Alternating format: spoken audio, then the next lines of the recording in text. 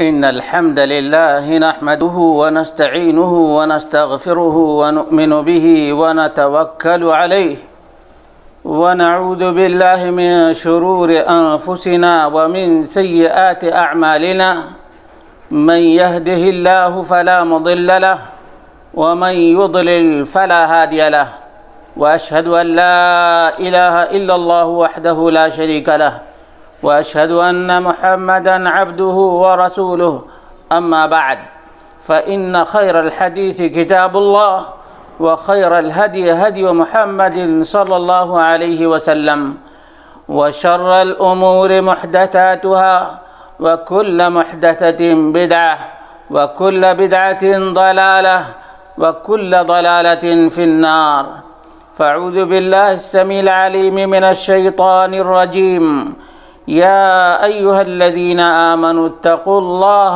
حق تقاته ولا تموتن إلا وأنتم مسلمون۔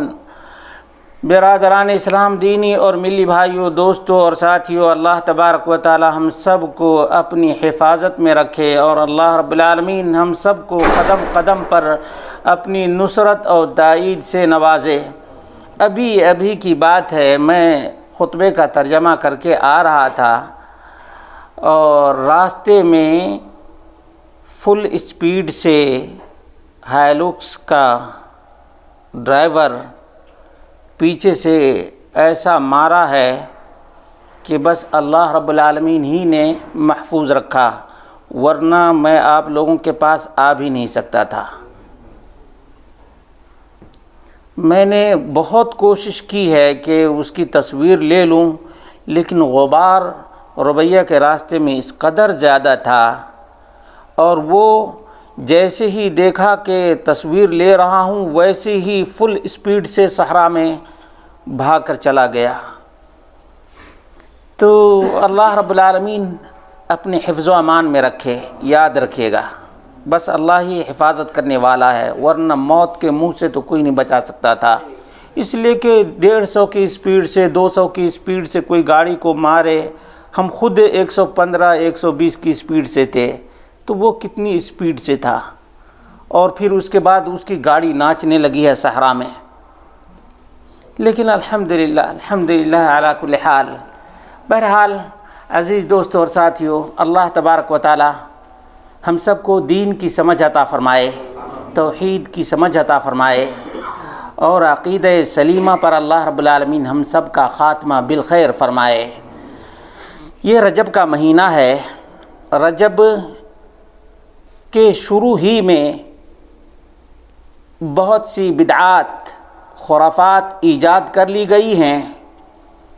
رجب کے بیچ سے تھوڑا سا پہلے بھی ایجاد بندہ ہے، اور جب تیسرا عشرہ آتا ہے رجب کا تو اس میں بھی، اور تیسرے عشرے میں تو مزید زیادہ سے زیادہ بدعتیں ہیں۔ اب کسی نے ایجاد کیا کہ پہلے رجب کا روزہ 2 سال کے گناہوں کا کفارہ ہے، پہلے رجب کا۔ پھر مزید کسی نے کہا کہ رجب میں عمرہ کرنے سے بڑا اجر و ثواب ملتا ہے، رجب میں صدقہ اور خیرات کرنے سے یہ فوائد حاصل ہوتے ہیں، اور مزید بے انتہا، جبکہ اس سلسلے میں علامہ ابن رجب اور اسی طرح سے حافظ ابن حجر العسقلانی نے بہت ہی تفصیل سے ان روایات کا پوسٹ مارٹم کیا ہے جن روایات میں رجب کے فضائل بیان کیے گئے ہیں، اور ثابت کیا ہے کہ رجب کی کوئی بھی فضیلت دیگر مہینوں کے مقابلے میں ثابت نہیں ہے۔ اس کے باوجود ابھی ایک بھائی نے گجرات انڈیا سے سوال کیا، اور میں نے اسی وقت اس کا جواب بھی دیا تھا، ٹیلی گرام پہ آپ لوگ دیکھ سکتے ہیں کہ 13 تیزی کیوں کہا جاتا ہے؟ ہم لوگ پہلے بہت سنتے تھے، جب ممبئی میں ہوتے تھے تو 13 تیزی کا نام سنا کرتے تھے، لیکن جب مزید تحقیق کا دائرہ وسیع ہوا تو معلوم ہوا کہ یہ جو 22 رجب ہے یا 13 تیزی ہے، یہ تیزی نہیں بلکہ تنزلی ہے۔ 13 تیزی نہیں بلکہ 13 تنزلی ہے۔ مزید تحقیق کیا تو معلوم ہوا کہ 5ویں صدی ہجری میں عبیدی، جس کو لوگ فاطمی کہتے ہیں، حالانکہ فاطمی نہیں، عبیدی، یہ کچھ اوباش غلام لوگ تھے جو اسلام کا لبادہ اوڑھے فوج سے بغاوت کر کے اور اپنی حکومت قائم کر لیے مصر میں۔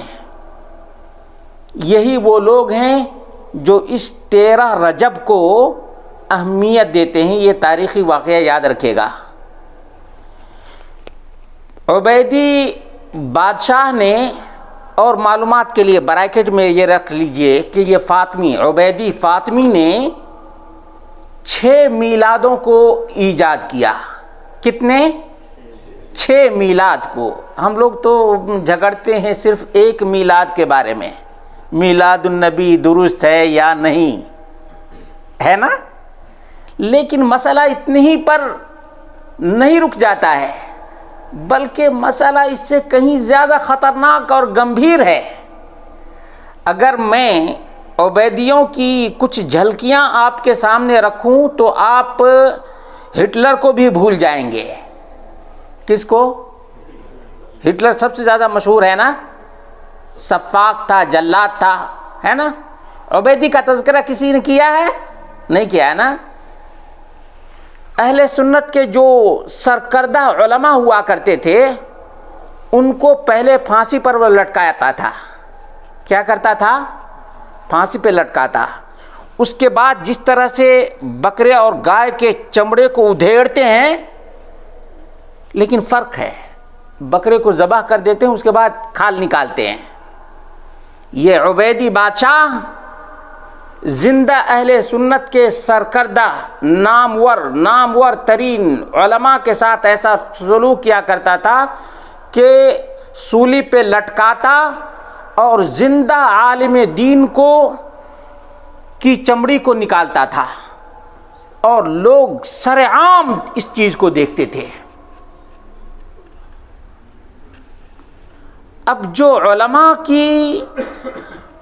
زندہ علماء کی چمڑی ادھیڑنے والا ہو، اس کو آل بیت سے یا محمد رسول اللہ صلی اللہ علیہ وسلم سے کوئی محبت ہو سکتی ہے؟ اور بھی ایک ہے تاریخ الروضتین فی تاریخ الدولتین۔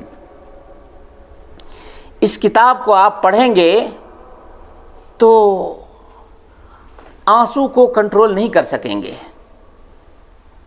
ایسے ایسے خونچکاں واقعات، اور یہ عین صلاح الدین ایوبی کے زمانے سے پہلے کا یہ بادشاہ ہے، اور اسی سے صلاح الدین ایوبی کی حکمت عملی کا بھی اندازہ لگایا جا سکتا ہے۔ اور میں نے کسی موقع سے بیان کیا تھا کہ صلاح الدین ایوبی کے سامنے 2 بڑے بڑے دشمن تھے۔ اس وقت یہودی کا نام و نشان نہیں تھا۔ یہودی ذلیل قوم ہے، یہودی ذلیل قوم ہے، یہ دوسرے کا شکار کھانے والی قوم ہے۔ ابھی جو دیکھ رہے ہیں یہودیوں کو کہ اتنا چرچا ہے، اتنا، یہ برطانیہ اور امریکہ کے شکار پر گزارا ہوتا ہے۔ یہ معلومات میں اضافہ کے لیے بتا رہا ہوں۔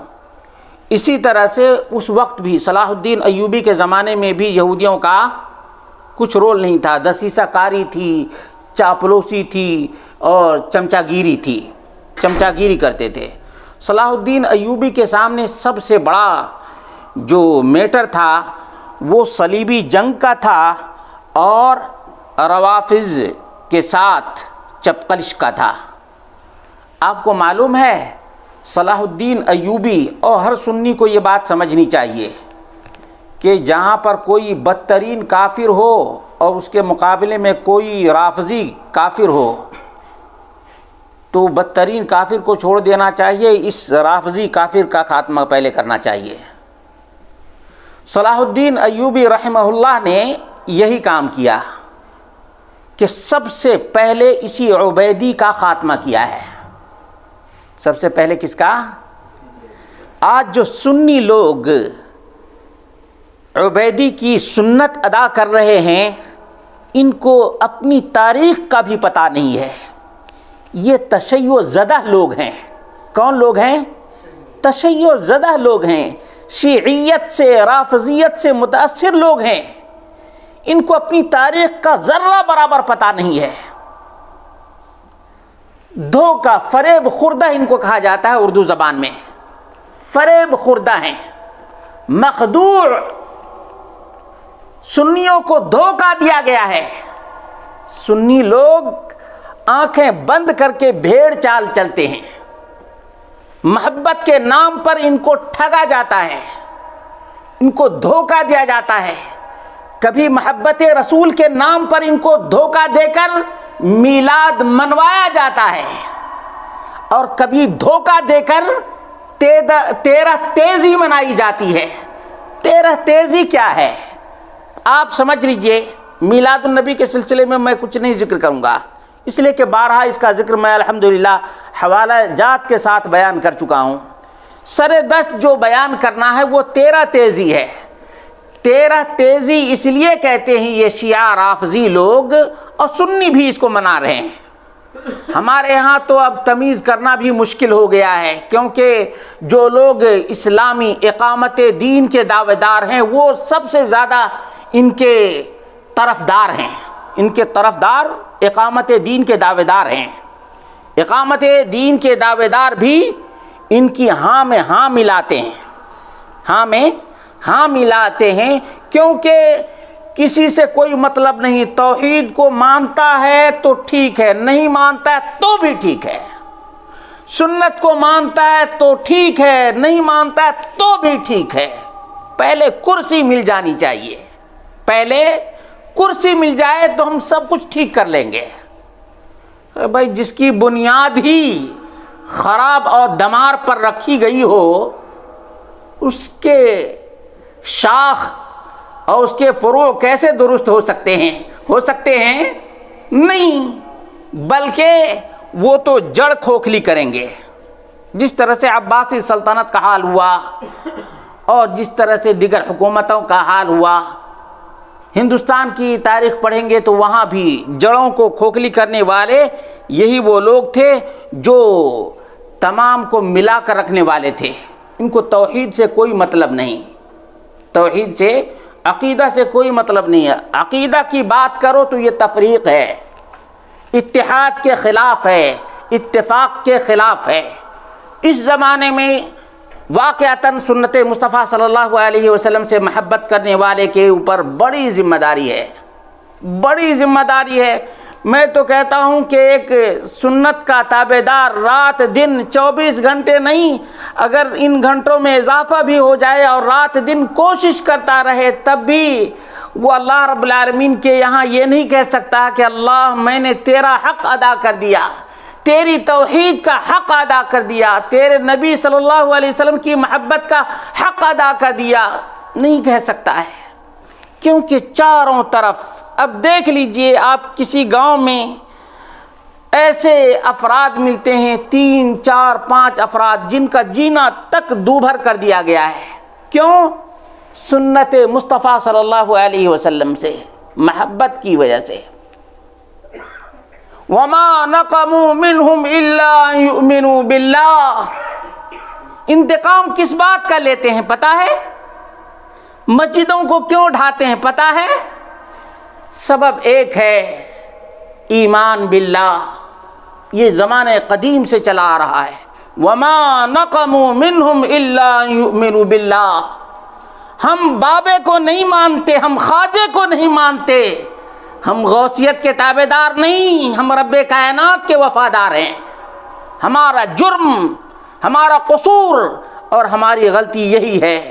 تو آج کے زمانے میں واقعتاً ایک سنی آدمی عقیدہ توحید اور محمد مصطفیٰ صلی اللہ علیہ وسلم سے محبت کرنے والا ہے، تو اسے رات دن کوشش کرنی چاہیے، جہاں کہیں بھی موقع مل جائے وہاں اپنی توانائی اور اپنی قوت کو صرف کرے، تاکہ توحید کا بول بالا ہو اور سنت مصطفیٰ صلی اللہ علیہ وسلم کا اجالا ہو، آپ صلی اللہ علیہ وسلم کی سنت کی روشنی ہو۔ یہ 13 تیزی ہی کی بات لے لیجئے۔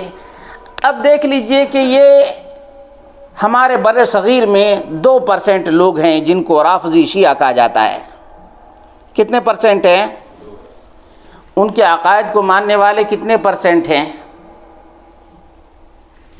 الا من رحم ربک، یاد رکھے گا، کتاب و سنت کے ماننے والوں کے علاوہ ہر ایک شیعیت زدہ ہے۔ کتاب و سنت کے ماننے والے کے علاوہ ہر ایک کے اندر کچھ نہ کچھ شیعیت ہے، یہ بات نوٹ کر لیجئے۔ اس کا نتیجہ یہ ہے کہ 13 تیزی منانے والے نام نہاد سنی بھی ہیں۔ علی رضی اللہ عنہ کی پیدائش کعبۃ اللہ میں مانی جاتی ہے۔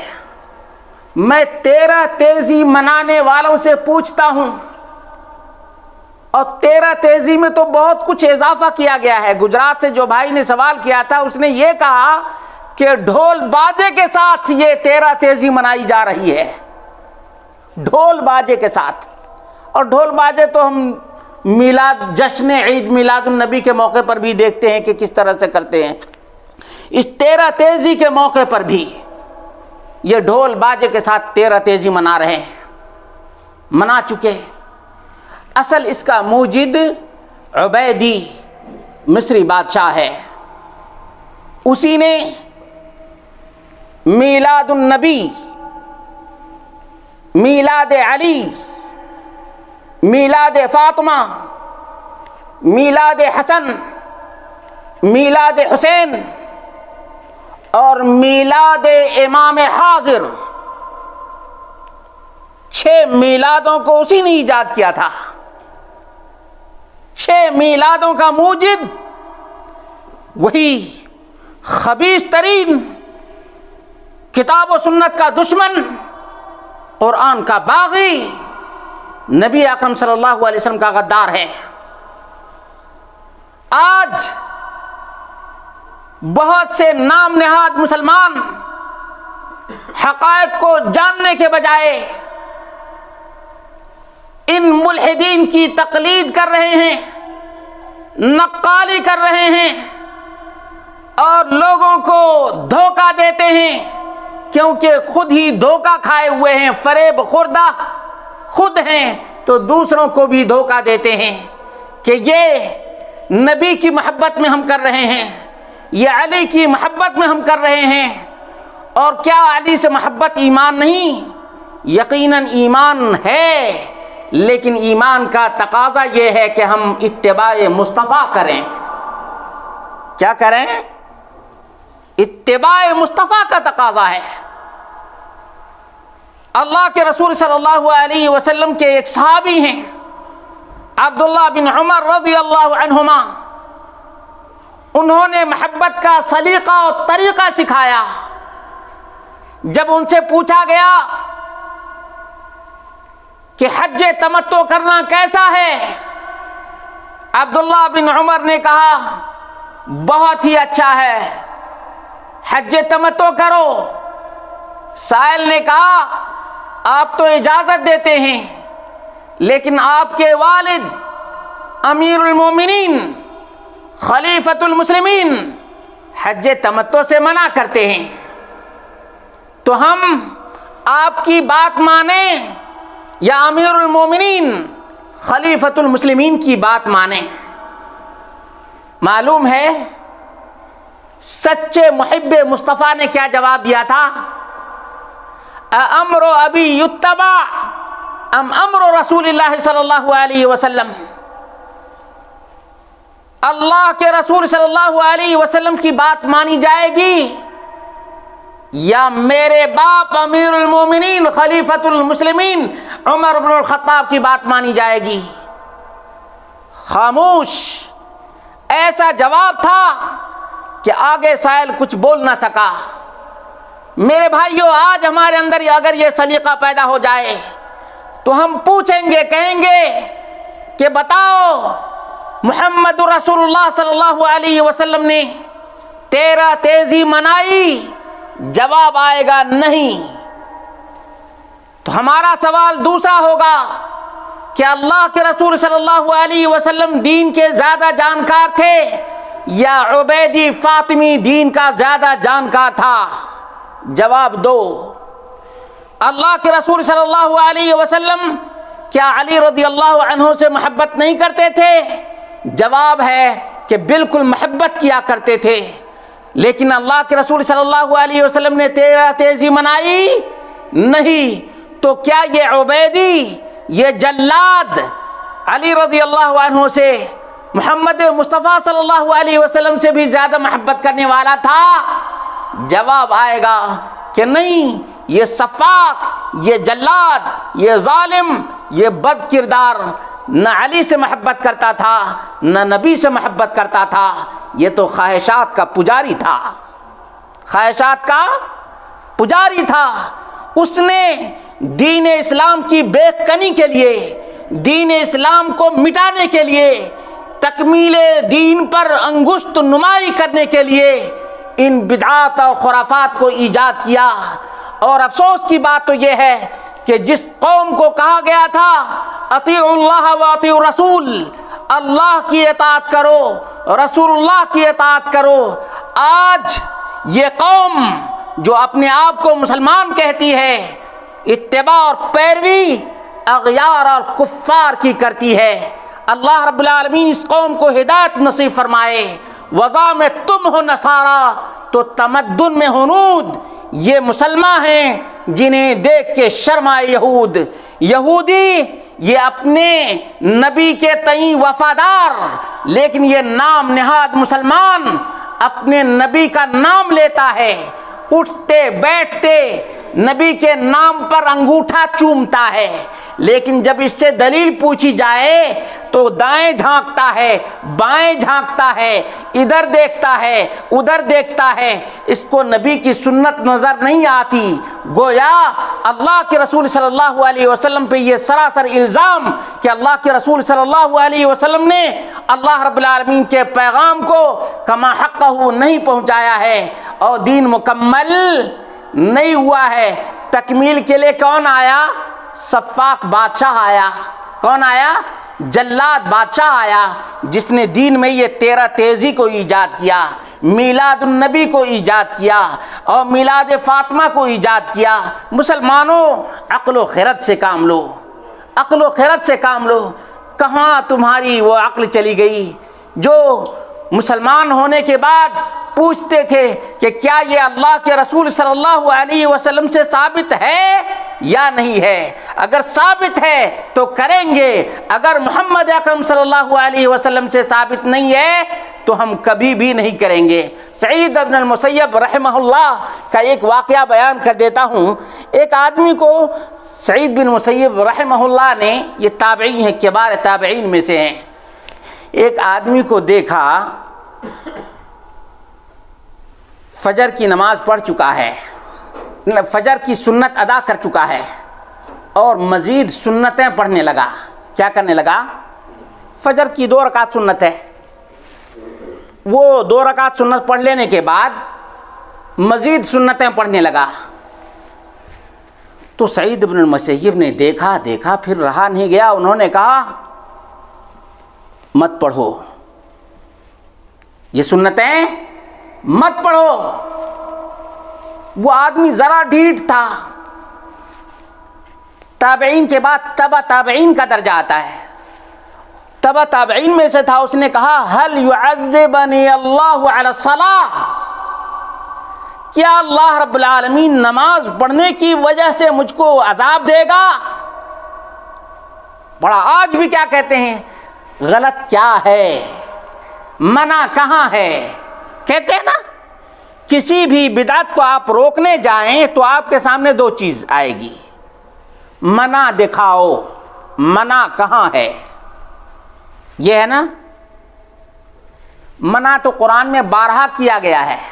اللہ رب العالمین نے سورۃ الحجرات کی آیت نمبر 1 میں کہا یا ایھا الذین آمنوا لا تقدموا بین یدی اللہ ورسولہ، ایمان والو اللہ اور اس کے رسول سے آگے نہ بڑھو۔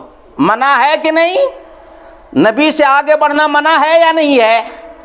اب یہ تیرا تیزی نبی کے زمانے میں نہیں، نبی نے نہیں کیا، اور آج کوئی کر رہا ہے تو منع ہے یا نہیں ہے؟ نبی سے آگے بڑھا یا نہیں بڑھا؟ نبی سے آگے بڑھا نا۔ یہ سعید بن المسیب رحمہ اللہ نے کہا کہ نہیں، تم کو نماز پڑھنے کی وجہ سے عذاب نہیں دے گا اللہ رب العالمین، بلکہ تم کو اللہ رب العالمین عذاب دے گا اس لیے کہ تو نبی کی سنت کو کمتر سمجھتا ہے اور اپنے اس عمل کو نبی سے بھی بڑا سمجھتا ہے، خلاف سنت کی وجہ سے اللہ رب العالمین تم کو عذاب دے گا۔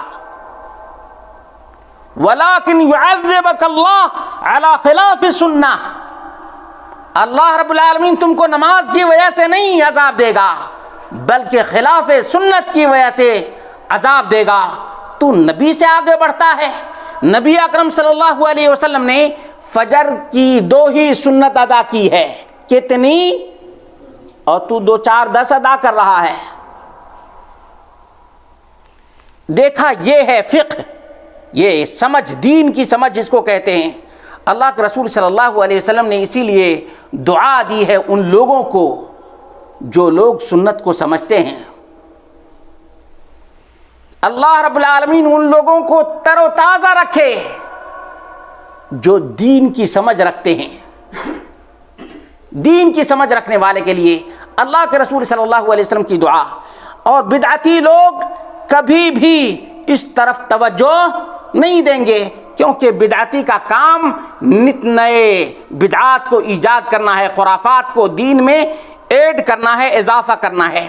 معلوم یہ ہوا کہ یہ جو بادشاہ تھا صفاق جلاد، اس نے میلاد عدلی کو ایجاد کیا، لوگوں کو اس دن اعلان کر کے آگاہ کیا اور بتایا کہ تم سب کے سب میلاد علی مناؤ۔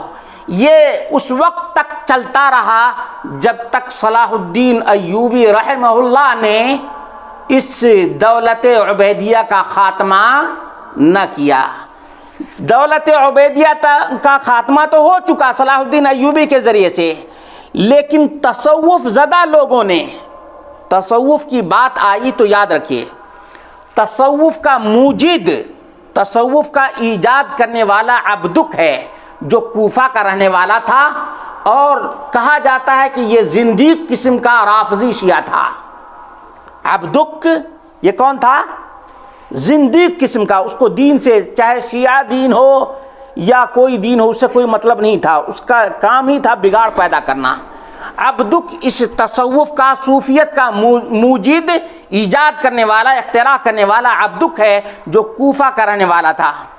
اب صلاح الدین ایوبی رحمہ اللہ نے حکومت کا خاتمہ کر دیا، اس کے بعد اربیل میں اور بنو بویہ نے، بنو بویہ یہ شیعیت کے سب سے بڑے دعوے دار، ان لوگوں نے دوسرا پینترا بدلا، وہ جو عبیدی کا نام تھا اس کو ہٹا دیا اور صوفیوں کے راستے سے سنیوں میں اس کو داخل کیا ہے۔ اب اس کی وجہ سے دیکھ لیجئے، اب بریلویوں کے ہاں پوچھنے کی ضرورت نہیں کہ جتنے خرافات شیعوں کے تھے، جیسے عالم الغیب، عالم الغیب کا عقیدہ سنیوں کا نہ تھا، نہ ہے اور نہ رہے گا، یہ شیعہ کا عقیدہ تھا۔ عالم الغیب، نبی عالم الغیب ہیں، یہ عقیدہ کہاں سے آیا؟ یہ اصل میں عقیدہ ہے شیعوں کا اپنے 12 اماموں کے بارے میں۔ شیعوں کا عقیدہ ہے کن کے بارے میں؟ نبی کے بارے میں نہیں، کس کے بارے میں؟ 12 امام، 12 ان کو کہا جاتا ہے نا، 12 اماموں کے بارے میں ان کا عقیدہ ہے کہ وہ معصوم ہیں اور وہ عالم الغیب ہیں، عالم اور ان کو غیبی طاقت، یہ تصرف کا جو عقیدہ آیا ہے کہ مرنے کے باوجود بھی اولیاء کرام مدد کرتے ہیں، مدد کے لیے آتے ہیں، یہ سب کس کا ایجاد کردہ ہے؟ اصل میں شیعہ کا ایجاد کردہ ہے، سنیوں میں تصوف کے راستے سے آیا ہے۔ یہ کس سے؟ یعنی عقیدہ سب سے پہلے شیعہ نے رکھا، رافضی سبائی نے رکھا، اس کے بعد انہوں نے کہا کہ اب ہمارے پاس حکومت نہیں ہے۔ اس وقت کوئی حکومت نہیں تھی۔ جب صلاح الدین ایوبی رحمہ اللہ نے عبیدی حکومت کا خاتمہ کر دیا تو شیعی کوئی حکومت نہیں تھی، اور یہ تقریباً 450 سال تک شیعہ کی کوئی حکومت نہیں تھی، یہاں تک کہ ایران میں عثمانی حکومت کے دوران، عثمانی حکومت، یہ ترکی حکومت کو عثمانی حکومت کہتے ہیں، بعض لوگ نہیں جان سکیں گے اس لیے بتا دیتا ہوں۔ عثمانی حکومت یہ یورپ سے جنگ لڑ رہی تھی اٹلی کے قریب۔ کہاں؟ اٹلی کے قریب۔ اٹلی کے لوگوں نے یا یورپ کے لوگوں نے مقابلہ کرنے سے انکار کر دیا، فوج نے ہتھیار ڈال دیے۔ ان لوگوں نے دوسرا پینترا بدلا، ادھر ایران میں اسماعیل صفوی کو کھڑا کیا کہ ہم تم کو ہتھیار دیتے ہیں، ہم یہ سلطنت عثمانیہ سے مقابلہ نہیں کر سکتے، اس لیے تم پیچھے سے ان کے اوپر وار کرو۔ کہتے ہیں نا کہ کوکھ میں وار کرنا، یہ مارے آستین یہ کھڑا ہوا اسماعیل صفوی۔ یہ 910 ہجری کی بات ہے، 910 ہجری کی بات ہے۔ ادھر سے یہ فوج کہاں ہے؟ اٹلی میں، مغرب میں۔ عثمانی فوج کہاں ہے؟ مغرب میں، ویسٹ میں ہے۔ ادھر ایسٹ میں کیا کیا؟ اسماعیل صفوی فوج بڑھاتا رہا یہاں تک کہ بغداد پر قبضہ کر لیا۔ تو جو اٹلی میں فوج تھی سلطنت عثمانیہ کی وہ واپس آ گئی، اور دشمن سے مقابلہ کرنے کے بجائے آپس میں الجھ کر کے یہیں بغداد تک اور یہ ایران میں اسماعیل صفوی کے ذریعے سے شیعی حکومت قائم ہوئی ہے، ورنہ شیعی حکومت کا ایران میں کوئی تصور نہیں تھا، یہ یاد رکھیے گا۔ تو یہ عقائد جو آئے ہوئے ہیں، میں دور نہ جاؤں، یہ عقیدہ تھا کہ عالم الغیب 12 امام ہیں۔ اب یہ اپنے عقائد کو اگر ڈائریکٹ سنیوں پر مسلط کرنا چاہیں تو نہیں کر سکتے، لیکن یہ اپنے کارندے بناتے ہیں، اور کارندہ ان کا یہ صوفی ہے، یہ سلسلہ شہروردیہ ہے، بن وردیہ ہے، قادریہ ہے، یہ سب نام لیے گئے ہیں، ورنہ عبد القادر الجیلانی رحمۃ اللہ علیہ نے کوئی سلسلہ قائم نہیں کیا ہے۔ بہرحال محبت کے نام پر یہ صوفی لوگ ان چیزوں کو رواج دیتے ہیں، کبھی محبت نبی کے نام پر۔ آپ چلے جائیں گے ہمارے ہاں تو بر صغیر میں معروف ہیں وہ لوگ، اب یہاں آپ مصر چلے جائیں، ایجپٹ چلے جائیں تو وہاں صوفی لوگ اسی کو دین سمجھتے ہیں، نماز روزہ کو اتنا دین نہیں سمجھتے جتنا مولد کو دین سمجھتے ہیں۔ تو یہ صوفی لوگوں نے دین کو برباد کیا ہے، جس طرح سے شیعہ نے پیچھے سے خنجر گھونپا ہے، اسی طرح سے ان صوفیوں نے بھی اسلام کو کم نقصان نہیں پہنچایا ہے۔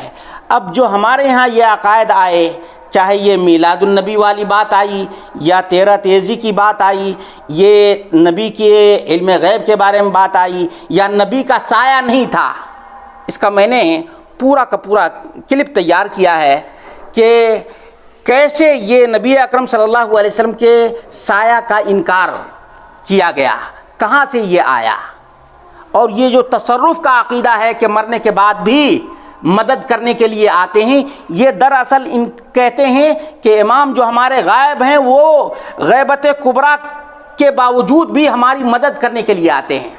ابھی جو ولایت الفقیہ ہے ایران میں، ولایت الفقیہ یعنی امام اندر سے حکمرانی کر رہے ہیں، اندر سے غار میں چھپے ہوئے ہیں، اور غار میں چھپے ہوئے کتنا؟ تقریباً 1200 سال ہو چکے ہیں۔ 5 سال کی عمر میں بیچارہ غائب ہو گیا اور چھپ گیا، اتنا ڈرا ہوا ہے کہ 12 سال سے 1200 سال سے وہ اسی غار کے اندر ہے۔ اب وہاں سے ولایت تکوینی چل رہی ہے۔ تو شیعہ رافضیوں نے اسلام کو بالکل نیست و نابود کرنے کا بیڑا اٹھایا ہوا ہے، چاہے کسی سے بھی سانٹھ گانٹھ کرنا پڑے۔ سنی کو دکھایا جائے گا کہ ہمارے بھی دشمن فلاں اور تمہارے بھی دشمن فلاں، لیکن اندر سے یہ دونوں کی دوستی ہوتی ہے۔ گنڈوں کو آپ نے دیکھا ہے؟ بعض شہروں میں گنڈا گردی بہت ہوتی ہے تو گینگ ہوتا ہے. کیا ہوتا ہے؟ گینگ ہوتا ہے. اس ایریا کا میں، اس ایریا کا میں، کسی کو اگر نقصان پہنچانا ہے تو دونوں کے دونوں مل جاتے ہیں اور اس کا نیست و نابود کرتے ہیں. اسی طرح سے آج فلاں کا نام لیا جاتا ہے، نام لینے کی ضرورت نہیں ہے کہ وہ بڑا دشمن ہے. دشمن نہیں، دونوں دوست ہیں.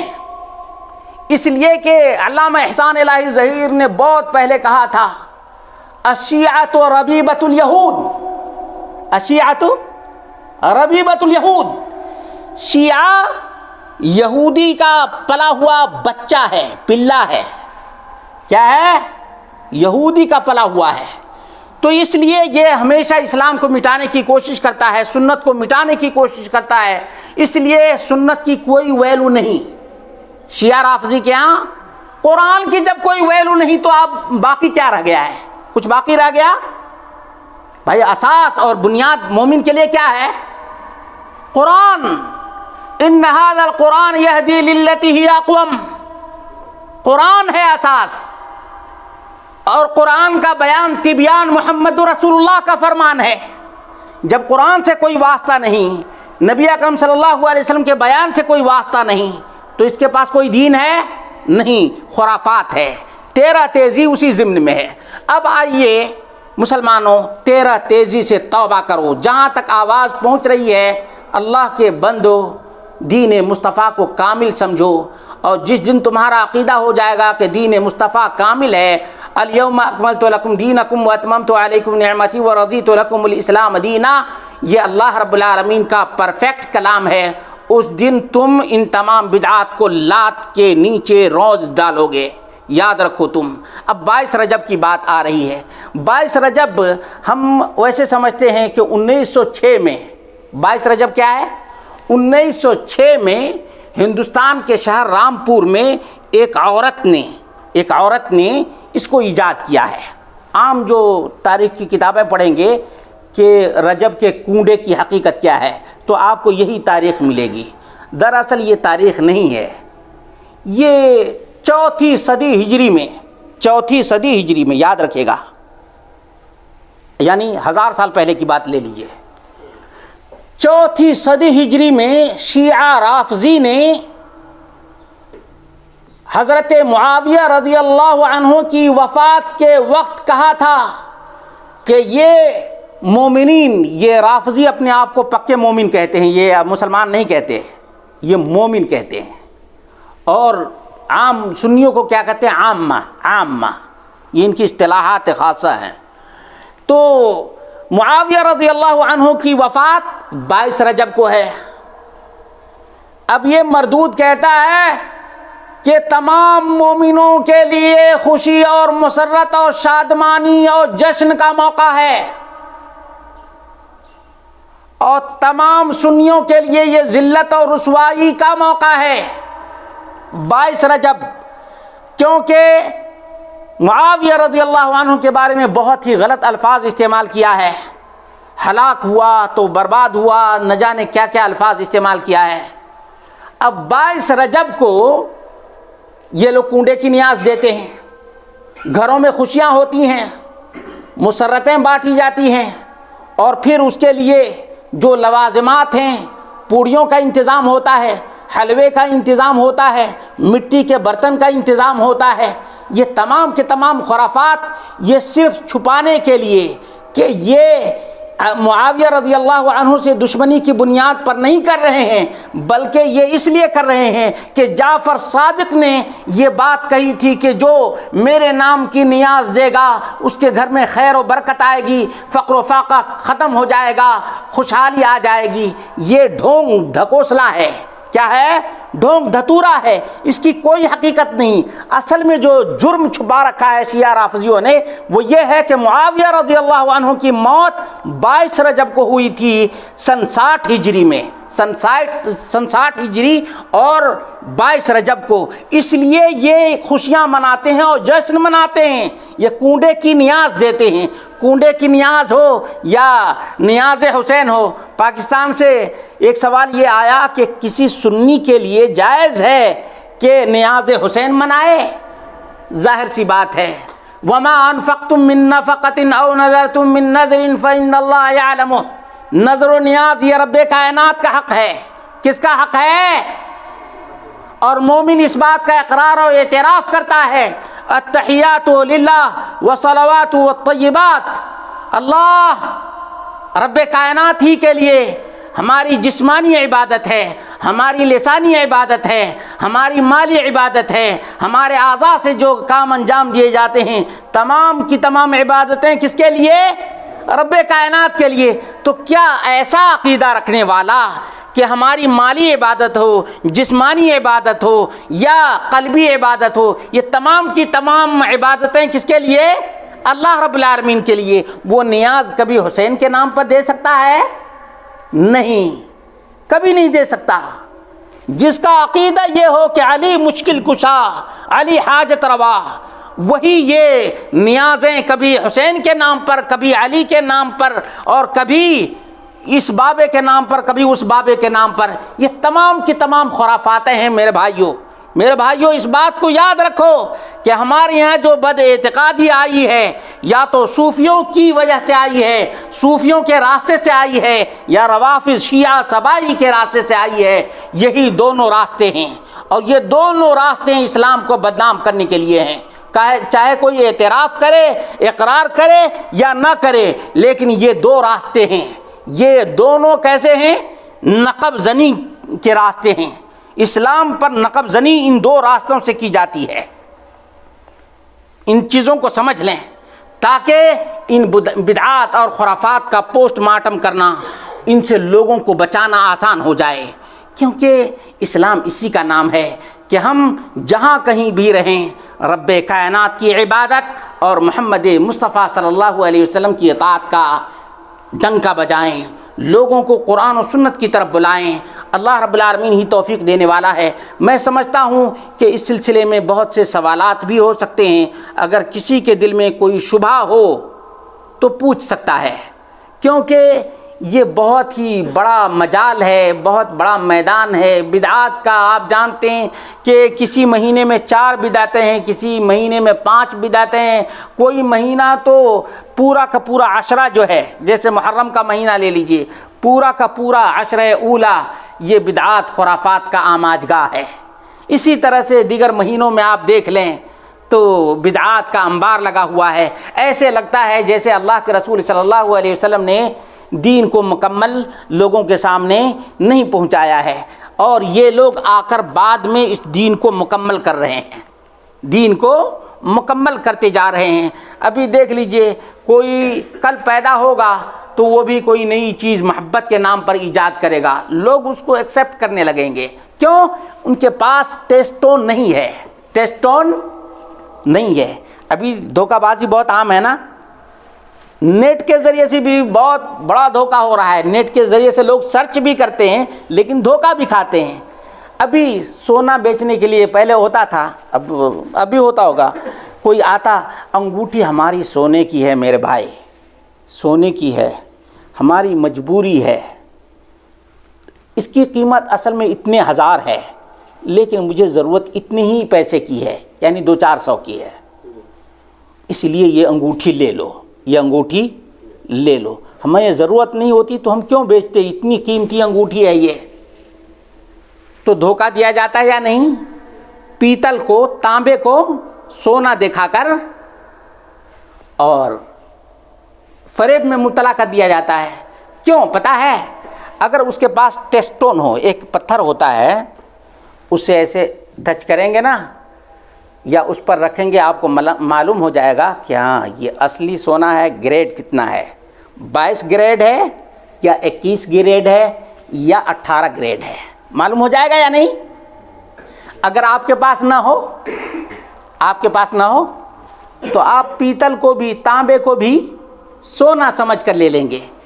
جس کے پاس، یاد رکھیے یہ ٹیسٹون میں بتا رہا ہوں، جس کے پاس قرآن و سنت کا علم نہ ہو، قرآن و سنت کا پیمانہ نہ ہو، قرآن و سنت کا معیار نہ ہو، قرآن و سنت والا ٹیسٹون نہ ہو، وہ اسی طرح سے دھوکہ کھاتا ہے، بدعات میں، شرکیات میں، اور خرافات میں غرق ہوتا ہے۔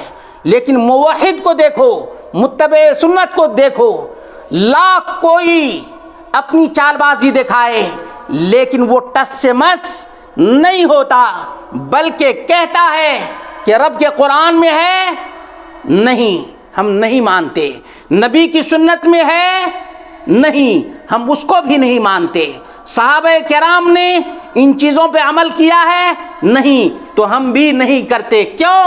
اس لیے کہ اللہ رب العالمین نے ہمیں صاف اور واضح ترین حکم دیا ہے، فَإِنْ آمَنُوا بِمِثْلِ مَا آمَنْتُمْ بِهِ فَقَدِ اهْتَدَوْا۔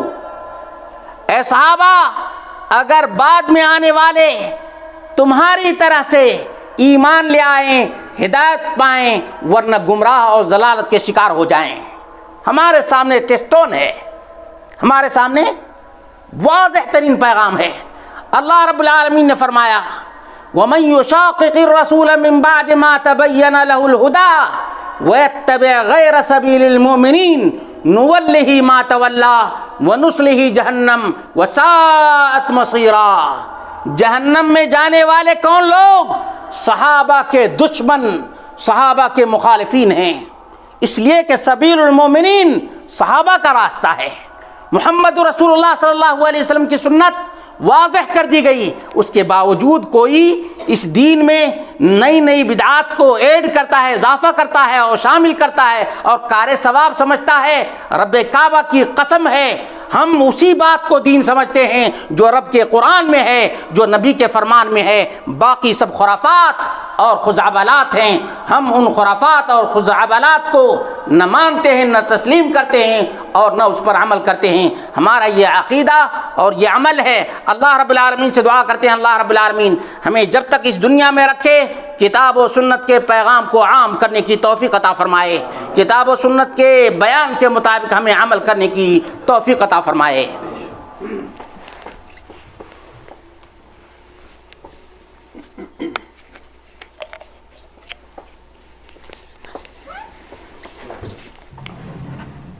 السلام علیکم ورحمۃ اللہ وبرکاتہ۔ یہ تھا ہمارے معزز مہمان فضیلت الشیخ طاہر سنابلی حافظ اللہ تعالی، جو کہ جالیات البیہ جو کہ برادہ کے قریب میں قصبہ ہے، وہاں کی اردو زبان کے داعی ہیں۔